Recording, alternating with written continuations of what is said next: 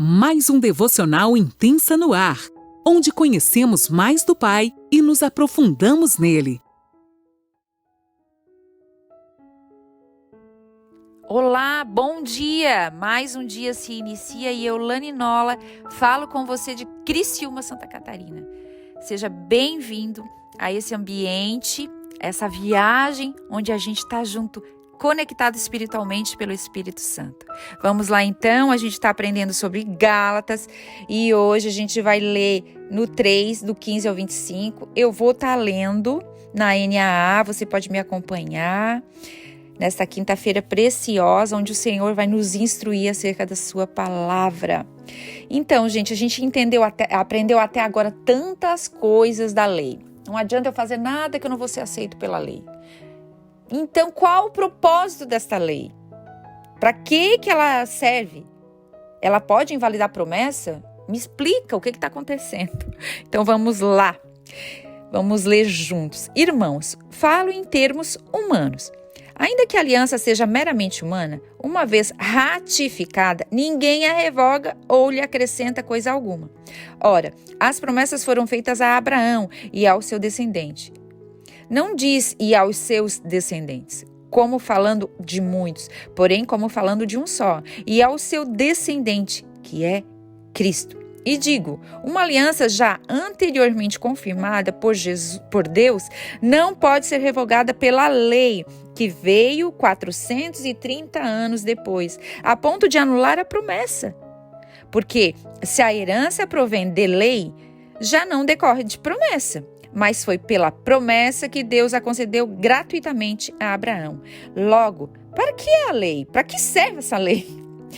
Ela foi acrescentada por causa das transgressões, até que viesse o descendente a quem se fez a promessa e foi promulgada por meio de anjos, pela mão de um mediador. Ora, o mediador não é de um só, mas Deus é um só.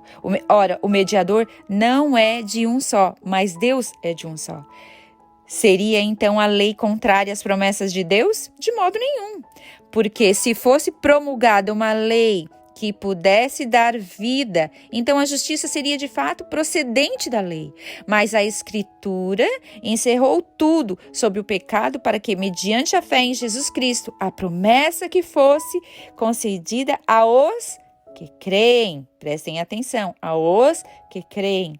Mas antes que viessem a fé, estávamos sob a tutela da lei e nela encerrados, para essa fé que no futuro haveria de ser revelada, de maneira que a lei se tornou nosso guardião para nos conduzir a Cristo, a fim de que fôssemos justificados pela fé. Uau!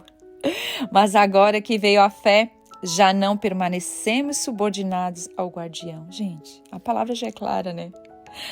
Não tem muito o que explicar, mas vamos lá aprender juntos. Só lembrando um pouquinho do que já aprendemos até aqui, a nossa salvação é pela graça e não depende do que nós fazemos.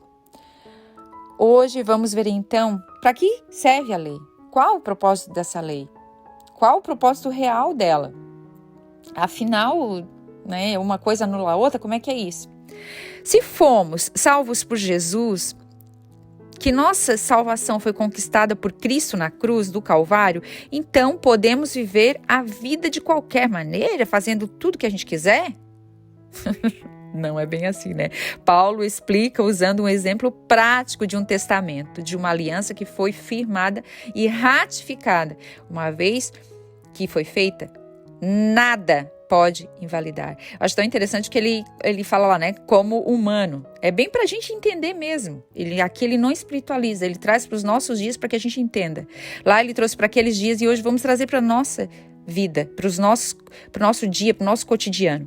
A promessa é superior à lei, porque é mais antiga. Além disso, visto que tem natureza de um testamento já ratificado em vigor, essa promessa ou aliança não pode ser anulada pela lei, que veio tanto tempo depois. Além disso, a promessa veio a Abraão diretamente. A lei foi entregue a Israel indiretamente por instrumento de mediação. Uau! Então, a promessa, uma vez ratificada, nada pode invalidar. Por essas duas razões, a promessa é superior à lei. Os Gálatas deveriam se lembrar disso e se arrepender do erro e dar ouvidos e não dar mais ouvidos a esses povo judeu que estavam querendo fazer com que eles fossem, se desnorteassem, que eles não pensassem mais como está escrito no verdadeiro evangelho. Na realidade, eles estavam se deixando ser levados. Mas Paulo, pela misericórdia de Deus, chegou ali e os ajudou. E eu creio que todos os dias o Espírito Santo está aqui como Paulo para nos ajudar, nos auxiliar, nos exortar, nos orientar. Então, a lei que veio para Moisés não anula de maneira nenhuma o testamento que Deus já deu a Abraão. Pelo contrário, o que Paulo diz que essa lei dada a Moisés por Deus tem outro propósito, que não é a salvação. Você deve estar aí tudo enrolado na sua mente, né? Tá, Alane? Eu não estou entendendo. Fala logo porque Deus criou a lei. Gente, quando eu comecei a estudar, eu disse, tá, então pra que essa lei? Pra que essa lei? Porque a gente já lê tantas vezes, a gente acha que entende, mas quando você se aprofunda na palavra, a sua mente parece que é aberta, você tem um outro entendimento e você diz, meu Deus, como eu não vi isso antes. Gente, uma coisa, amanhã se você for estudar, você vai entender mais um pouquinho e depois de amanhã mais um pouquinho, porque a palavra de Deus, ela se renova todos os dias. Então vamos aqui. Paulo nos explica que a lei foi criada por causa das nossas transgressões, para mostrar que somos pecadores e sem a graça, a gente estaria totalmente perdido.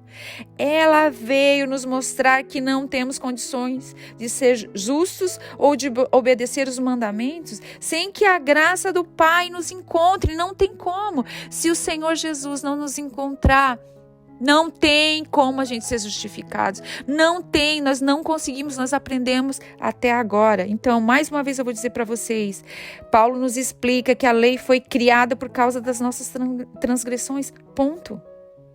A morte de Cristo naquela cruz que nos justifica somente. Estamos totalmente corrompidos, nós somos corrompidos. O Senhor nos resgatou e nos abençoou e nos alcançou com a sua graça, para que a gente possa viver a verdadeira liberdade do Evangelho. Então, o propósito da lei é nos mostrar como somos realmente pecadores, como somos condenados, como estamos longe daquilo que o Senhor quer que sejamos. Nós só somos transformados quando essa graça nos encontra, quando o verdadeiro Evangelho nos encontra e nos transforma. Quando nós deixamos esse Evangelho entrar na nossa vida e nos transformar de dentro para fora. Fomos aceitos pela graça, fomos salvos pela graça, mas a gente não deve de maneira nenhuma abandonar a lei. Ela é para nós como um tutor, nos ensinando, sabe? Quando você pega na mão do seu filho pequenininho e ensina a ele todas as coisas, assim é a lei para nós. Ela é como um tutor que nos ensina, que nos cuida, como uma criança, até que essa criança tenha maturidade e condições de distinguir as coisas, de viver a liberdade em Jesus Cristo. Afinal, agora, as leis que o tutor colocou no coração desta criança está tão enraizada lá dentro dela que nada vai tirar, nada, porque ela entendeu a promessa. Sabe aquela promessa que não pode ser tirada? Sabe aquela promessa que foi lá ratificada, ela está sendo lá dentro ratificada, nada vai mudar, porque esta criança entendeu o verdadeiro propósito da lei, que ela serve como um tutor. E está lá tão enraizada. Então ela começa a viver a liberdade com humildade e obedece o que aprendeu por honra, por amor, por entender que é um prazer honrar a Deus, amar a Deus, servir a Deus. Aleluia.